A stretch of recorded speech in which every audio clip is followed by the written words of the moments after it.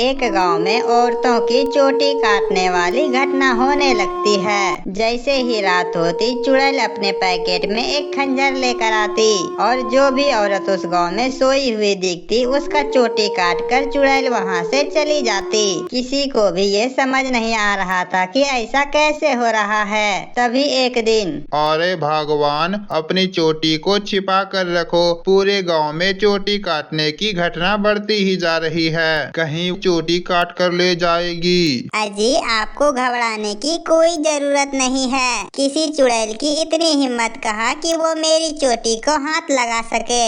अच्छा, तो ये बात है, जैसी तुम्हारी मर्जी, मेरा तो कहने का फर्ज था, मैंने कह दिया। इतना बोलकर भीमा वहाँ से चला जाता है। फिर अगले दिन जैसे रात होती है वो चोटी काटने वाली चुड़ैल फिर से गांव में आती है। वो चुड़ैल अपने शिकार को पूरे गांव में घूम घूम कर ढूंढती है। तभी औरत को एक घर की खिड़की से एक औरत सोई हुई दिखाई पड़ती है। वो चुड़ैल उस घर में चुपके से घुस जाती है और उस औरत की चोटी काट लेती है। जैसे ही उस औरत की चोटी कटती है उसकी नींद खुल जाती है। हे भगवान, ये चुड़ैल अंदर कैसे आ गई? हाँ, मेरी चोटी कहाँ गई? अरे मैं तो मर गई रे, इसने तो मेरी चोटी ही काट ली। तभी वो चुड़ैल उस औरत की चोटी लेकर वहाँ से उड़ जाती है। तभी वो औरत भी उसका पीछा करती है। तभी उसका पति भी उसके पीछे पीछे वहाँ आ जाता है। अरे क्या हुआ मीना, तुम इतनी रात को अचानक यहाँ भागकर क्यों आ गई? अजी देखिए ना, इस चुड़ैल ने मेरी भी चोटी काट ली और ना जाने अंधेरे में इसी तरफ कहाँ गायब हो गई। हे भगवान, ये क्या हो गया? तुम तो ठीक हो ना? उस चुड़ैल ने तुम्हें तो कोई नुकसान नहीं पहुंचाया ना? फिर वे दोनों उदास मन से वापस अपने घर आ जाते हैं और फिर अगले दिन सुबह हो जाती है। मीना की चोटी कटने की खबर पूरे गांव में फैल जाती है। सभी लोग बस उस चुड़ैल की ही बारे में बातें कर रहे होते हैं। फिर भीमा को अपनी पत्नी का फिक्र होता है और वह अपने घर की तरफ चल पड़ता है। घर पहुंचकर भीमा अपनी पत्नी को देखता है तो उसकी पत्नी अपनी बाल को संभाल रही है। अरे सुमन, तुम्हें पता चला? कल रात मेरी दोस्त की पत्नी की चोटी कट गई है। मुझे तो तुम्हारे लिए भी बहुत डर लग रहा है, कहीं वो चुड़ैल यहाँ न आ जाए। अजी, हमें घबराने की कोई जरूरत नहीं है। आप बिल्कुल भी चिंता मत कीजिए, कुछ नहीं होगा हमें। अरे तुम्हारे बाल तो आजकल बहुत तेजी से बढ़ रहे हैं, पहले तो इतने तेजी से नहीं बढ़ रहे थे। आजकल इन बालों को क्या हो गया? अजी, आजकल हम अपने बालों की ज्यादा देखभाल कर रहे हैं ना, इसलिए। ठीक है, तुम अपना ख्याल रखना, मैं अपने दोस्त से मिलकर आता हूँ। वो वहाँ से सीधा निकलकर अपने दोस्त के घर चला जाता है। अरे भाई सुमन, तुम कैसे हो? भाभी के बारे में मुझे पता चला, सुनकर मुझे बहुत दुख हुआ। क्या बताऊँ मीना भाई, जब से तुम्हारी भाभी की चोटी कटी है उसका तो रो रो कर बुरा हाल है। और बताओ तुम, सुषमा भाभी ठीक तो है ना? मुझे लगता है अब तुम्हें अपनी भाभी का बहुत ज्यादा ख्याल रखना चाहिए, कहीं चुड़ैल उसे अपना शिकार न बना ले। तुम सही कहते हो भाई, मुझे भी अपनी पत्नी का बहुत फिक्र हो रहा है। ठीक है, अब मैं चलता हूँ, तुम अपना और मीना का ध्यान रखना। फिर इतना बोलकर भीमा वापस अपने घर आ जाता है और फिर रात हो जाती है। भीमा अपने घर पर सो रहा होता है। तभी भीमा को अचानक चीख सुनाई देती है। उसकी नींद खुल जाती है और वो इधर उधर देखने लगता है। वो देखता है कि सुमन कमरे में नहीं है। वह बहुत डर जाता है। सुमन, कहाँ हो तुम? सुमन, कहाँ हो? अरे मैं तो लूट गई, बर्बाद हो गई। ये चुड़ैल मेरी भी चोटी काट कर ले गई। इसके बाद चुड़ैल वहाँ से चोटी लेकर उड़ते हुए चली जाती है। अरे ये बाहर से किसकी आवाज आ रही है? लगता है वो चुड़ैल फिर किसी की चोटी काट कर ले गई। मुझे बाहर जाकर देखना होगा। फिर वो भागकर बाहर जाता है और देखता है कि कुछ गांव वाले उसके गेट के सामने खड़े हैं। अरे क्या हुआ भाई, ये चीख पुकार कैसी थी? सब ठीक तो है ना? नहीं भाई, अभी इस औरत की उस चुड़ैल ने चोटी काट काटकर अंधेरे में गायब हो गई। हे भगवान, सुमन कहाँ हो तुम? मुझे लगता है वापस घर जाना चाहिए। फिर वो वापस अपने घर की तरफ चला जाता है। सुमन जब वापस अपने घर पहुंचता है तो देखता है कि उसकी पत्नी अपने बालों को सहला रही है। सुमन अपनी पत्नी को देखकर हैरान हो जाता है। अरे सुमन, तू अभी कहाँ चली गई थी? तुम्हें पता है अभी अभी एक गांव की औरत की चुड़ैल ने चोटी काट ली है। तुम्हें डर नहीं लगता जहाँ तहाँ चली जाती हो? सुमन उसकी बात को अनसुना कर देती है और खुशी खुशी अपने बालों को सहलाती रहती है। सुमन के बाल अब और भी लंबे होते जा रहे थे।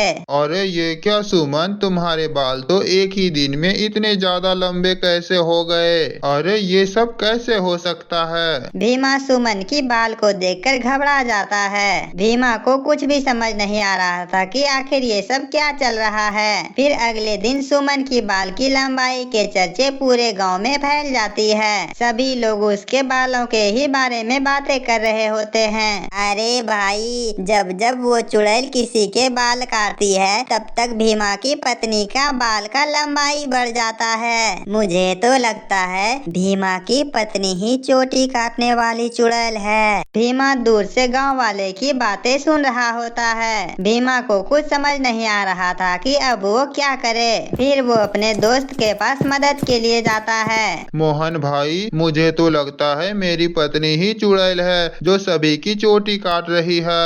अरे तुम ऐसा क्यों कर रहे हो भाई? अरे भाई, जब जब गांव में किसी की चोटी कटती है तो सुमन की बालों की लंबाई बढ़ जाती है। और कल रात को जब गांव में चुड़ैल का हमला हुआ तो सुमन अपने बिस्तर पर नहीं थी और फिर अचानक पता नहीं कहां से आ गई। अरे जब ऐसा है तो हमें कुछ न कुछ करना होगा। तुम आज रात को सोने का नाटक करना। जैसे ही भाभी अपने कमरे से निकलेगी तुम उसका पीछा करना। फिर दूध का दूध और पानी का पानी हो जाएगा।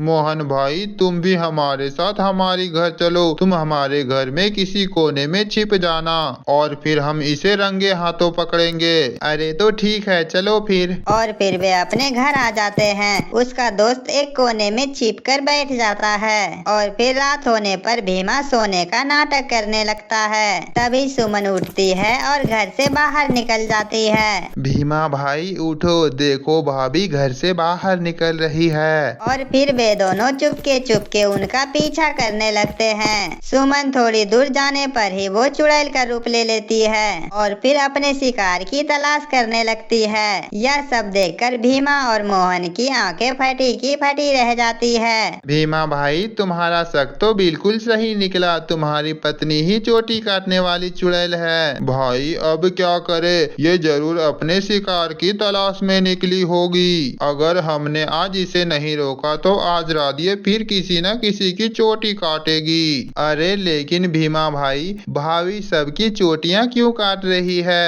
अरे जब तू अपने भाभी से मिलेगा तो पूछ लियो। फिर वे दोनों उसका पीछा करने लगते हैं। तभी चुड़ैल एक घर में घुस जाती है। वहाँ उसे एक औरत लेटी हुई दिखाई देती है। भीमा भाई, भाभी तो इस घर में घुस गई, अब हम सब क्या करें? अरे बेवकूफ भाभी, भाभी तू क्या लगा रखा है? इस वक्त वो चुड़ैल है चुड़ैल। चलो हम भी इसके पीछे चलते हैं, बाद में देखा जाएगा क्या होगा। तभी भीमा और मोहन भी वहाँ पहुँच जाते हैं। रुक जा भाभी, मैं आपको ऐसा नहीं करने दूंगा।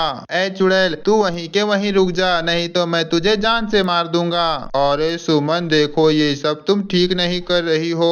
तुम्हें अभी के अभी ये सब रोकना होगा। ए मूर्ख इंसान, मैं कोई तेरी सुमन नहीं हूँ, मैं एक चुड़ैल हूँ। बस मुझे थोड़ी और ही बालों की जरूरत है, फिर मैं इस जंगल की सबसे महान शक्तिशाली चुड़ैल बन जाऊंगी। फिर पूरी दुनिया में सिर्फ मेरा ही राज होगा। भीमा भाई, तुम इसे अपनी बातों में उलझाओ, मैं इसकी पीछे से जाकर चोटी काट देता हूँ। भीमा उस चुड़ैल को अपनी बातों में उलझा के रखता है और मोहन पीछे से जाकर उसकी चोटी काट देता है। अरे मर गई रे, ये तूने क्या कर दिया मेरे साथ? मेरे सालों के किए कराए मेहनत पर तूने मुझे पानी फिरवा दिया। चोटी करते ही उस चुड़ैल की सारी शक्तियाँ खत्म हो जाती है और सुमन चुड़ैल की चंगुल से आजाद हो जाती है। अरे भाभी, आप वापस आ गई। मोहन भैया, आपका बहुत बहुत धन्यवाद।